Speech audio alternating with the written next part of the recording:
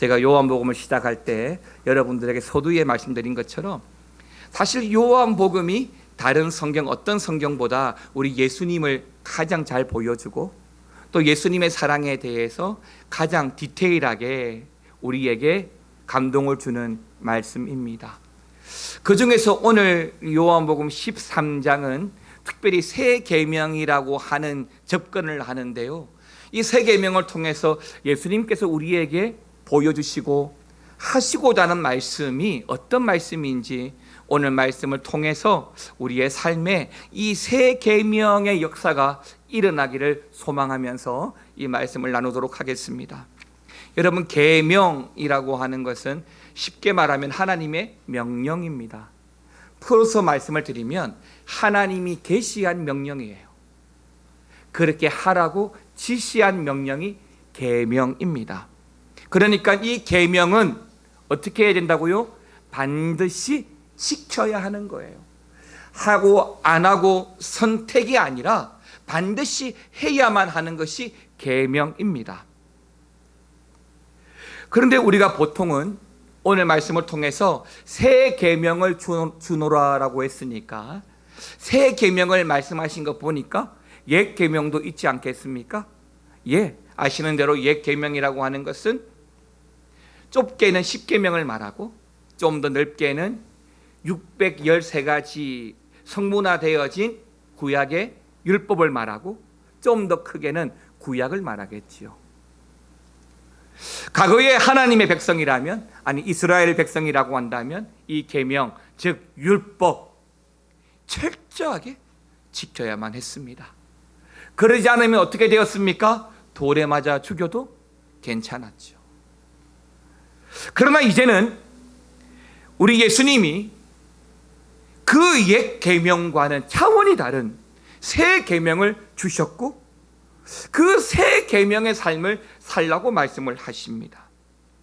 예, 그러니까 누구라도 하나님으로부터 구원을 받고 하나님의 자녀라고 한다면, 교회에 다니고 있다면, 성도라고 한다면 이제는 새 계명의 삶을 살아야 한다라고 하는 말씀을 하고 있는 것입니다. 물론 이 새 계명을 다 지키고 새 계명대로 산다고 해서 구원이 주어졌다라는 뜻은 아닙니다. 그러나 진짜 예수 믿는 성도라고 한다면, 진짜 내가 성도라면 반드시 새 계명을 지키고 이 새 계명이 우리의 삶의 중요한 원칙으로 삼고 살아가야 된다라고 하는 것입니다. 그렇지 않으면 어떻게 돼요? 나중에 말씀드리겠지만 이 새 계명의 삶을 살지 않으면 가짜입니다. 가짜. 이 정도로 이 새 계명이 중요한 거예요. 자, 그러면 오늘 말씀을 통해서 예수님이 우리에게 말씀하시는 이 새 계명은 무엇일까요? 첫 번째, 예수님이 우리에게 말씀하시는 새 계명은 바로 사랑의 계명입니다. 요한복음 13장 34절 말씀 같이 한번 읽겠습니다. 새 계명을 너희에게 주노니 서로 사랑하라. 내가 너희를 사랑한 것 같이 너희도 서로 사랑하라. 아멘입니다. 사랑하는 성도 여러분, 예수님이 지키라고 말씀하시는 이 새 계명은 사실은 유언입니다. 유언.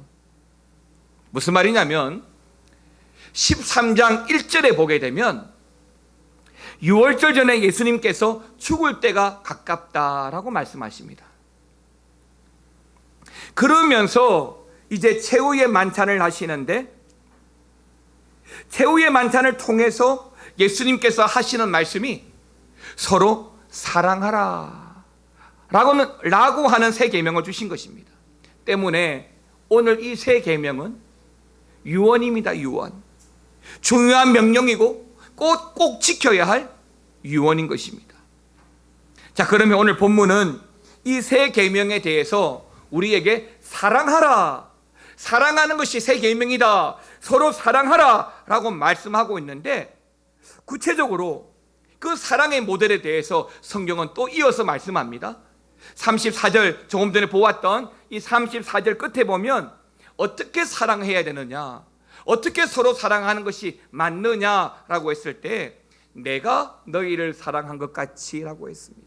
그러니까 주님이 우리를 사랑하신 것처럼 내가 가족을 사랑하고 이웃을 사랑하고 지체를 사랑하라 라고 하셨던 것입니다. 더도 덜도 말고 예수님처럼 사랑하면 된다 라고 말씀하시는 것입니다. 그래서 다시 31절 이하에 보게 되면 31절과 32절에서 그 예수님의 사랑이 어떤 사랑인지를 잘 보여주고 있습니다. 우리 31절 2절 말씀 다시 한번 더 읽겠습니다. 그가 나간 후에 예수께서 이르시되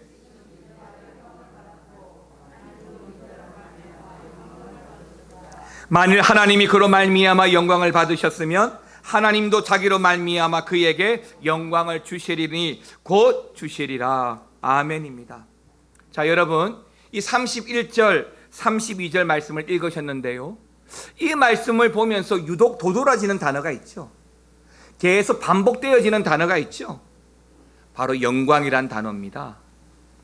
즉 인자가 영광을 받았고 라고 말씀을 하시는데, 다시 말하면 예수님이 죽는 것이 영광이 된다라고 문맥은 말씀하고 있습니다. 그렇다면 예수님의 죽음이 왜 영광이 된다라고 말씀을 하고 있을까요? 예수님이 죽는 것이 뭐가 영광이 된다는 말씀일까요? 그것은 예수님의 죽으심 때문에, 예수님의 그 죽으심으로 말미암아 하나님이 이 땅을 향한 그 계획이 비로소 이루어지기 때문에 예수님의 죽음이 영광이 된다라고 하는 것입니다. 하나님의 계획이 무엇이죠? 이 세상을 사랑하셔서 누구도 멸망치 않고 다 구원에 이르는 것이 우리 하나님의 뜻인 줄 믿습니다. 때문에 그 하나님의 그 구원의 계획이 이 땅을 창조하시면서 처음 가지셨던 그 풍성한 하나님의 그 마음이, 하나님의 그 계획이 예수님의 죽으심 때문에 비로소 완성되기 때문에 하나님께 영광이 된다고 믿습니다. 그런데 예수님이 십자가의 죽으심으로 말미암아 하나님의 사랑이 이루어진 것이고 그것이 우리 하나님께 영광이다 라고 말씀하셨는데, 하나님께 영광이 되는 이 예수님의 그 사랑은 십자가에서 보여주신 사랑이고, 성경을 보면 사실 다른 많은 하나님 사랑의 표현들이 드러나 있지만 가장 극적으로 가장 완벽한 하나님의 사랑의 완성과 표현이 바로 십자가의 사랑이다 라고 말씀드릴 수 있는 것입니다. 성경을 보면 질병으로 고통받는 자들을 치유하시는 예수님의 모습을 보면서도, 또 굶주린 자들에게 먹을 것을 제공하시는 모습을 통해서도, 심지어 가늠하는 여자를 용서하는 모습을 통해서도 하나님 사랑을 우리 예수님은 잘 보여주셨습니다. 그러나 성경이 보여주는 가장 완벽한 사랑은 바로 십자가의 죽으심으로 말미암아 우리에게 보여주신 하나님의 참 사랑인 것입니다. 때문에 세 계명, 그것은 바로 하나님의 사랑이고, 예수님이 우리를 사랑하신 것처럼 서로 사랑하라고 하는 것이 바로 세 계명의 가장 중요한 첫 번째 원칙입니다. 그럼 두 번째 세 계명은 무엇이냐면 바로 십자가의 사랑입니다. 조금 전 우리가 따라야 할 가장 완벽한 사랑이 바로 십자가의 사랑이다라고 말씀드렸는데요, 우리는 예수님이 십자가에서 보여준 그 사랑처럼 마땅히 서로 사랑해야 할 의무와 책임이 있는 것입니다. 사람들의 사랑은 사실은 굉장히 한계가 있습니다. 또 상황에 따라 그 사랑하는 마음도 사실은 자주 바뀝니다. 그래서 드라마를 보면 불륜을 소재로 하는 드라마도 굉장히 많고, 그것 때문에 가정의 파탄도 굉장히 많이 일어납니다. 요즘은 제가 드라마를 잘 보지 않아서 잘은 모르겠지만 영화에서나 드라마에서도 사실은 사랑을 다루는 영화들이 굉장히 많습니다. 그것도 사랑 중에서도 잊지 못할 드라마틱한 사랑을 다루는 드라마들이 종종 있었습니다. 몇 년 전에 끝난 판타지 드라마 중에 도깨비라는 드라마가 있었는데요. 물론 비기독교적인 드라마이긴 하지만 그럼에도 사실 목사인 저도 시간을 지켜서 이 드라마를 본 적이 있는데요. 그 드라마의 내용이 그래요. 900년을 넘게 살아온 주인공이 자신의 그 불멸의 삶을 끝내기 위해서 도깨비 신부라는 인간 신부가 필요한 상황인 것입니다. 그때 그 여주인공을 만나게 되는데요. 하지만 결국에는 그 여주인공을 사랑하게 되면서 이제는 죽고 싶지 않게 되고, 그러면서도 결국 그 사랑하는 여주인공을 살리기 위해서 자신의 불멸의 삶을 끝내고 죽음으로 사라진다는 그런 내용입니다. 물론 또 드라마 맨 끝에는 다시 또 태어나서 그 여주인공을 만나게 되는데요. 세상에는 얼마든지 이런 기교를 부릴 수 있습니다. 얼마든지 기억될 만한 멋진 사랑을 그릴 수 있습니다. 이야기할 수 있습니다. 하지만 이런 것들은 금방 말씀드린 대로 이야기, 드라마에서만 말할 수 있는 판타지, 상상 속의 소설, 이야기인 것입니다. 그리고 이런 판타지가 아니라 하더라도 인터넷이나 뉴스의 여러 지면에도 나오는 감동적이고 우리의 눈물샘을 자극하는 그런 러브 스토리들도 많이 나오지만, 하지만 이런 것들은 빠르면 1년 안에, 아니 10년이 지나면 다 잊혀지고 다 사라집니다. 나라를 위해서 죽어갔던 많은 위인들도 있고, 누구를 살리기 위해서 대신 지하철에 떨어졌던 누구도 있고, 또 얼마 전에는 비로 말미암아 불어난 계곡의 물에서 시민을 구하기 위해서 구출하던 소방대원이 또 죽음을 맞이했던 일들도 있습니다. 대단한 헌신이고 위대한 죽음이고 기억에 남을 만한 죽음이긴 하지만, 그런 모든 일들은 1년, 10년이면 다 잊혀지고 다 사라지는 것입니다. 우리가 정말 드라마나 세상이 말하는 그런 사랑을 기대하고 꿈꾼다면 우리 성도는 마땅히 예수님의 사랑, 십자가의 사랑으로까지 나아갈 수 있어야 하는 것입니다. 이게 바로 새 계명입니다. 십자가 없이는 영광이 없습니다. 십자가 없이는 부활이 없습니다. 그 십자가가 바로 이 땅을 향한 하나님의 사랑을 보여주는 것이기 때문에 그렇습니다. 그런데 이걸 우리가 알고는 있는데 이게 만만치가 않아요. 그래서 33절에 보게 되면 그 끝부분에 이렇게 말합니다. 내가 가는 곳에 너희가 올 수 없다라고 말합니다. 내가 하는 것을 너희가 할 수 없다라고 말씀하시고 있습니다. 그러니까 예수님이 죽으심에, 십자가 지심에 따라올 수 없다는 겁니다. 할 수 없다는 겁니다. 어떻게 보면 떠난다는 것, 헤어진다는 것, 죽는다는 것은 정말 좋은 일이 아닙니다. 그러나 예수님이 죽으러 떠난다라고 하는 것은 곧 제자들을 사랑하시기 때문이고, 이 세상을 사랑하시기 때문에 결정하신 예수님의 선택이요 결정이었던 것입니다. 사랑하는 성도 여러분, 예수님은 이 세상 모두를 사랑하시기 때문에 십자가의 길로 가셨고 십자가를 지신 것입니다. 때문에 가장 가깝게는 오늘 본문에 예수님과의 대화를 주고받고 있는 제자들에게 이 말씀을 하시며 제자들을 위해서 죽으신 것이죠.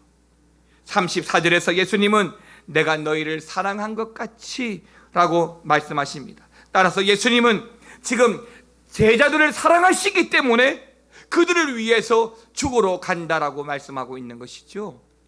그런데 여러분도 다 아시겠지만은 예수님의 제자들이 어떤 사람들이었습니까? 3년 동안 예수님을 모시고 따라다녔던 그 제자들이 어떠했습니까? 아니, 다른 거 다 내려놓더라도 오늘 본문 13장의 앞뒤 전으로만 나오는 제자들의 모습을 한번 보세요. 본문 앞에는 누가 나옵니까? 가룟 유다가 나옵니다. 13장 본문 뒤에는 누가 나올까요? 베드로가 이어서 나오거든요. 13장 30절 한번 보십시오. 유다가 나옵니다. 그런데 이 30절에 보니까 유다가 어떻게 합니까? 최후의 만찬이 끝나자마자 어떻게 했다고요? 곧 나가버립니다. 왜 나갔어요? 예수님을 팔아버리려고, 예수님을 팔려고 나가는 겁니다. 조금 전까지 예수님이 만찬을 베풀면서 예수님의 유언으로 새 계명을 말씀하시는데 나가버립니다. 예수님을 팔려고요. 그런데 더 안타까운 것은 이러한 사실을 우리 예수님이 이미 다 알고 있다는 것입니다. 21절에 보게 되면 이들 중에 하나가, 아니 유다가 예수님을 팔 것을 알고 계셨습니다. 그리고 38절 한번 보십시오. 예수님이 이렇게 말씀하시는데요, 같이 한번 읽겠습니다. 예수께서 대답하시되 내가 나를 위하여 내 목숨을 버리겠느냐? 내가 진실로 진실로 내게 이르노니 닭 울기 전에 내가 3번 나를 부인하리라. 더 나아가 또 본문의 이후에 나오는 이 베드로마저도 예수님을 모른다고 3번씩이나 부인할 것도 다 아셨습니다. 제자들이 어떤 사람들이었다고요? 바로 이런 사람들이었습니다. 그러니까 가룟 유다는 알고도 예수님께 죄를 지었고, 베드로는 실수로 모르고도 예수님에게 죄를 저지른 죄였습니다. 둘 다 그렇게 예수님이 그렇게 사랑하였음에도 불구하고 예수님을 배신하고 상처를 준 사람들이었습니다. 그럼에도 불구하고 예수님은 그런 제자를 위해서 기꺼이 죽으러 가시는 것입니다. 의인을 위해서가 아닙니다. 충성하는 자를 위해서가 아닙니다. 자신에게 말할 수 없는 상처를 안겨다 주고 죄에 지은 자를 위해서 죽으러 가신다는 것입니다. 이것이 예수님이 말씀하시는 십자가의 사랑입니다. 십자가는 모든 허물을 다 덮습니다. 하나님의 사랑은 모든 허물을 다 덮습니다. 십자가 그늘 아래로 나오는 모두에게 이 십자가는 하나님의 사랑을 보여줍니다. 때문에 사랑하는 성도 여러분, 날마다 십자가를 묵상하셔야 됩니다. 바쁘기 때문에 십자가를 잃어버려서는 안 됩니다. 특히 지금처럼 이 코로나처럼 어렵고 힘들 때일수록 성도는 십자가를 기억해야 합니다. 갈보리 언덕에 우리를 구원하시기 위하여 하나님의 사랑의 완성인 그 십자가를 여러분들이 바라보셔야만 예배가 제한되고 소모임이 제한되고 교제가 제한이 되어도 우리의 영성이 제한되지 않는 것입니다. 저와 여러분들이 바로 이 십자가의 사랑을 다 받았습니다. 하지만 우리 역시도 이 유다와 베드로와 똑같습니다. 찬송가 290장 가사에 보게 되면 우리는 주님을 늘 배반하나, 우리는 늘 주님을 배반하나. 이게 바로 우리입니다. 이게 바로 우리예요. 알게 모르게 우리는 주님을 늘 배반하고 주의 뜻이 아니라 우리의 욕심대로만 자꾸 살아가려 합니다. 내가 하고 싶은 대로만 자꾸 하고 살아가려고 합니다. 그런데요, 우리가 이만큼이나 되고 이 자리에 그래도 있을 수 있는 것은 역시 290장 가사처럼 주 예수 여전히 날 부르사 그 참되신 사랑을 베푸시기 때문인 줄 믿습니다. 우리 이 290장 1절만 같이 한번 불러보겠습니다.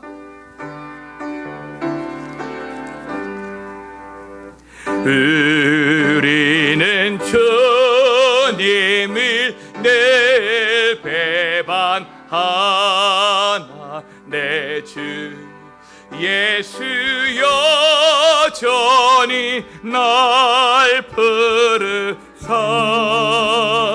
그 참되신 사랑을 베푸시나니 내 형제여 주님을 곧 따르 주 널 위해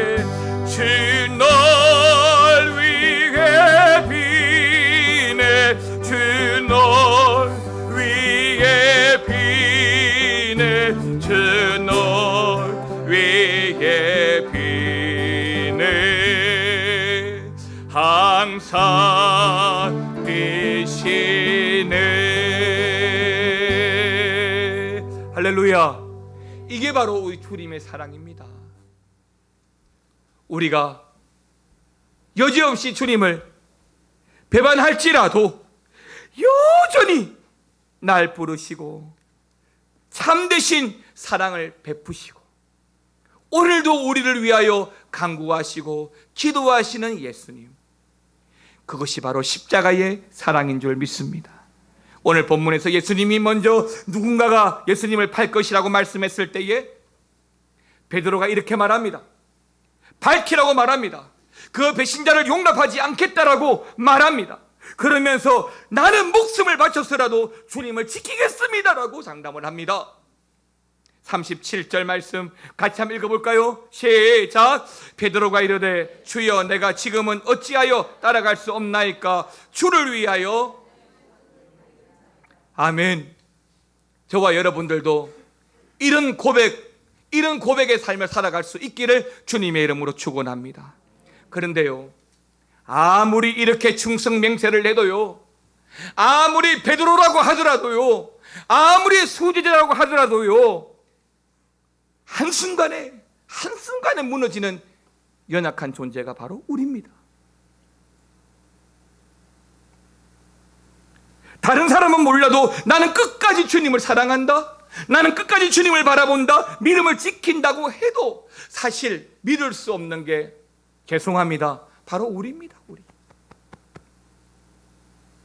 우리는 수도 없이 우리의 이익에 반하면 또 얼마든지 주님을 배신하고 주님을 기쁘게 하기는커녕 주님을 근심하게 할 때가 많습니다. 그러므로 우리를 예수님께서 정말 사랑하시되 만일 끝까지 사랑하시지 않는다면 우리는 결코 스스로 살아갈 수 없는 것이죠. 그래서 주님이 늘 비는 겁니다. 늘 기도하는 겁니다. 우리가 어제 죄 짓고 어제 회개하였지만 오늘 또 죄를 짓고 살기 때문에 예수님이 우리를 사랑하시지 않으시면, 기도하지 않으시면 결코 우리가 설 수 없기 때문에 주님은 지금도 우리를 위해 늘 비시는 것입니다. 그러므로 사랑하는 성도 여러분, 이 십자가의 사랑을 날마다 바라보고 살아가시기 바랍니다. 여전히 베드로와 가룟 유다와 같은 우리를 여전히 사랑하시는 그 사랑으로 살아가시기 바랍니다. 그 사랑 앞에 겸손하시기 바랍니다. 그 사랑이 충만하시기 바랍니다. 어느 트로트 가수가 불렀던 노래말처럼 손대면 툭 하고 터져나오는 것이 사랑이라고 한다면 우리 안에 터져나와야 될 사랑이 바로 주님의 사랑이라고 믿습니다. 알아주지 않고 아무도 나를 세워주지 않아도 억울하고 원망할 게 없습니다. 저 사람은 왜 저러냐고 욕할 필요도 없습니다. 왜? 우리가 다 베드로고 우리가 다 유다이기 때문에 그렇습니다. 때문에 우리가 먼저 회개하고 나 같은 자를 십자가 사랑으로 끝까지 사랑하신 그 사랑을 붙잡고 새 계명, 그 십자가의 사랑을 기억하고 살아가는 저와 여러분 되시기를 축원합니다. 마지막 세 번째는 서로 사랑하라고 말씀합니다. 주님께서 이 서로 사랑하라고 말씀하시면서 서두에 말씀드린 것처럼 그 방법은 내가 사랑한 것 같이라고 하셨습니다. 주님이 사랑한 것처럼 사랑하되 서로 간에 사랑하라고 했습니다. 이것은 주님께서 베드로와 유다를 사랑하셨고 여전히 사랑하시는 것처럼 우리도 그렇게까지 사랑하라고 말씀하는 겁니다. 나에게 상처를 주고 나를 죽음의 자리로 몰아가고 팔아넘긴다 할지라도 사랑하라고 하는 것이 새 계명인 것입니다. 요한복음 13장 1절 2절 말씀을 보게 되면 여기 1절에서 자기 사람을 사랑하시되 끝까지 사랑하신다라고 했습니다. 여러분 이 말씀 잘 보셔야 합니다. 자기 사람, 즉 하나님이 택한 사람을 어떤 일이 있어도 끝까지 사랑하신다는 것입니다. 그 자기 사람 중에는 가룟 유다도 있습니다. 그런데 2절을 보니까 그 가룟 유다가 누굽니까? 마귀의 앞잡이입니다. 마귀가 부르는 생각대로 합니다. 그럼에도 불구하고 1절에서 끝까지 사랑하신다라고 말씀하십니다. 맞습니다. 우리 하나님은 한 번 택하신 우리 끝까지 사랑하십니다. 사실 이렇게까지 사랑한다는 것은 엄청난 희생과 수고가 필요합니다. 바보처럼 오해받을 수도 있고 소중한 것들을 잃어버릴 수도 있고 억울한 누명을 설 수도 있습니다. 그런데도 이렇게 사랑하라고 하십니다. 그것이 새 계명입니다. 세상 사람들은 교회를 향해서, 예수 믿는 성도를 향해서, 교회 사랑이 많은 곳, 예수 믿는 사람들 사랑이 많은 사람, 그렇게 한때는 바라보았습니다. 맞습니다. 교회는 하나님 사랑이 충만한 곳이고 성도는 그 충만한 사랑으로 주어진 인생을 살아가는 사람들입니다. 그런데 어느 순간 오히려 세상이 교회를 가장 지탄할 때에 사랑이 없는 곳이라고 말합니다. 우리가 새 계명의 삶을 살지 못했기 때문에 그렇습니다. 나에게 이익이 되고 나에게 득이 되면 삼키고 해가 되고 손해가 되면 버리는 세상의 법칙처럼 오늘 우리가 살고 있다면 회개하셔야 합니다. 새 계명은 서로 사랑하라고 했습니다. 마땅히 사랑할 것에 대해서 사랑하라고 하는 것이 아닙니다. 사랑할 수 없는 것, 도저히 용납할 수 없는 것도 사랑하라고 하십니다. 목사인 저도 어렵습니다. 이게 어떻게 가능해? 그런데 가능한 이유는 딱 한 가지 있어요. 제가 아무리 따져봐도 이게 가능한 이유는 딱 한 가지밖에 없어요. 그게 뭐냐면 예수님이 말씀하셨기 때문에, 하나님이 계명으로 주셨기 때문에. 그것 말고는 내가 그렇게 할 이유도 그렇게 할 수도 없는 거예요. 예수님이 그렇게 살라고 하시기 때문에 서로 사랑할 수 있는 겁니다. 아무리 봐도 우리 힘으로는 불가능한 겁니다. 그럼에도 불구하고 최소한 우리 교회 안에서만큼은 이 서로 사랑이 충만해야 한다고 믿습니다. 서로 기도의 제목을 나누고 서로 어려움을 위로하고 격려하고 중보하고 그런 사랑 공동체가 우리 미아중앙교회가 되어야 된다는 것입니다. 지난 53년을 거쳐오면서 교회 안에 크고 작은 상처가 있었겠지만 그것마저도 용납하고 사랑하고 받아들이고 인정해 줄 수 있어야 된다는 것입니다. 혹시 내 안에 그건 절대 안 돼 라고 하는 것은 없습니까? 그것마저도 사랑하라고 하십니다. 나는 할 수 없지만 주님의 말씀이기 때문에 해야 하고 할 수 있는 것입니다. 우리가 왜 그렇게까지 해야 하느냐고요? 오늘 성경 말씀을 보니까 그래야 우리가 진짜 성도고, 그래야 우리 교회가 진짜 교회로 인정받을 수 있기 때문에 그렇습니다. 오늘 주님은 새 계명에 대해서 말씀하십니다. 이 계명을 우리가 기억하고 살아가야 됩니다. 35절 말씀 한번 더 읽을까요? 35절 말씀 같이 읽겠습니다. 너희가 서로 사랑하면 이로써 모든 사람이 너희가 내 제자인 줄 알리라. 아멘입니다. 여기서 너희는 예수님의 제자들입니다. 아니, 믿는 사람들이고, 아니, 우리입니다. 교회에 다니는 성도 우리입니다. 세상 사람들은 이렇게 안 합니다. 이렇게 하고 살 필요도 없습니다. 나에게 이익만 되면 그 이익을 따라 살아가면 됩니다. 그러나 우리 예수 믿는 성도들은 그렇게 하면 안 됩니다. 35절에 뭐라고 했습니까? 너희가 서로 사랑할 때에 예수님이 너희가 내 제자인 줄 안다라고 하셨습니다. 왜? 그렇게 살아야 예수님의 제자라고 인정하신다라고 말씀하고 있습니다. 만약 그렇게 하지 않으면 무슨 말입니까? 역설적으로 예수님의 제자가 아니다 라고 하는 말로도 해석할 수 있습니다.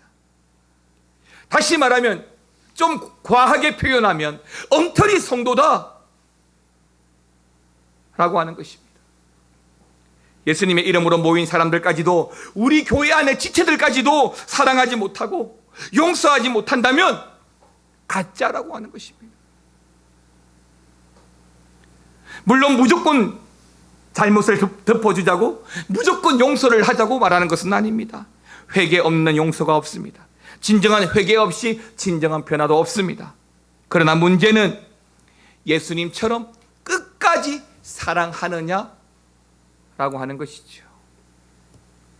사랑하는 성도 여러분, 예수님께서 성찬식을 베풀 때, 하실 때마다 늘 하신 말씀이 뭐냐면 십자가의 죽으심을 기억하라라고 하는 것입니다. 예수님을 기억하라라고 하는 것입니다. 왜? 그 예수님에게는, 그 십자가에게는 새 계명을 기억하라고 하는 말씀이 들어있는 겁니다. 서로 사랑하라는 그 새 계명, 십자가의 사랑인 새 계명. 사랑하는 성도 여러분,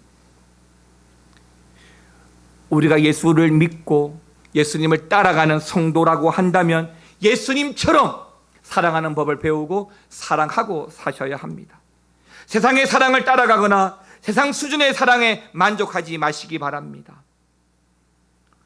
우리는 결단코 예수님처럼 사랑하지 못할 수도 있지만, 그럼에도 날마다 예수님의 사랑 안에 거하기 위해서 몸부림쳐야 합니다. 그럼 예수님 사랑 안에 거하는 우리의 삶의 모습은 어떤 게 있을까요? 별다른 게 있겠습니까? 예수님의 사랑받기 위해서 예수님 기뻐하실 일을 많이 하시면 됩니다. 예배의 자리 오늘처럼 놓치지 마십시오. 늘 예배하고 늘 하나님께 예배하는 예배자가 되십시오. 또 늘 섬김과 봉사의 삶을 사십시오.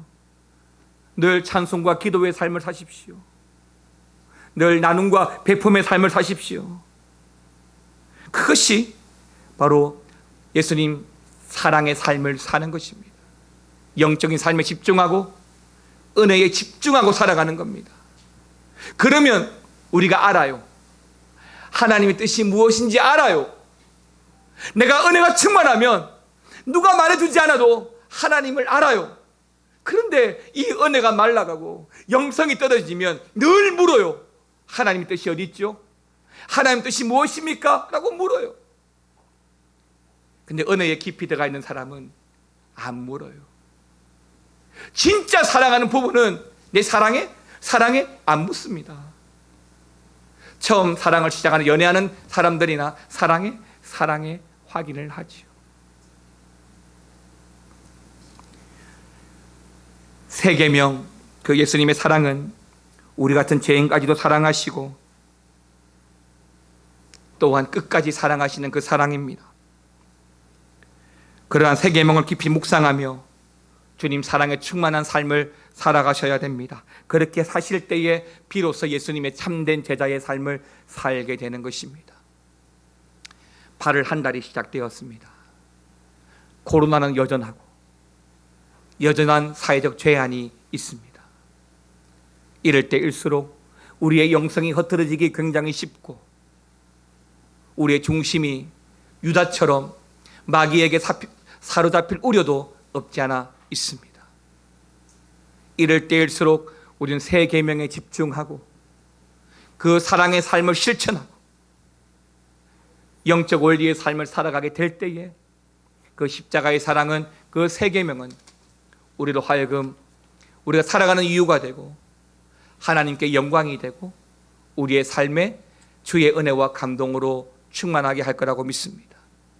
주의 사랑이 우리를 숨쉬게 하고 주의 사랑이 우리를 이끌어갈 수 있도록 새 계명의 삶을 살아가시는 저와 여러분 되시기를 주님의 이름으로 축원합니다. 함께 찬양하겠습니다.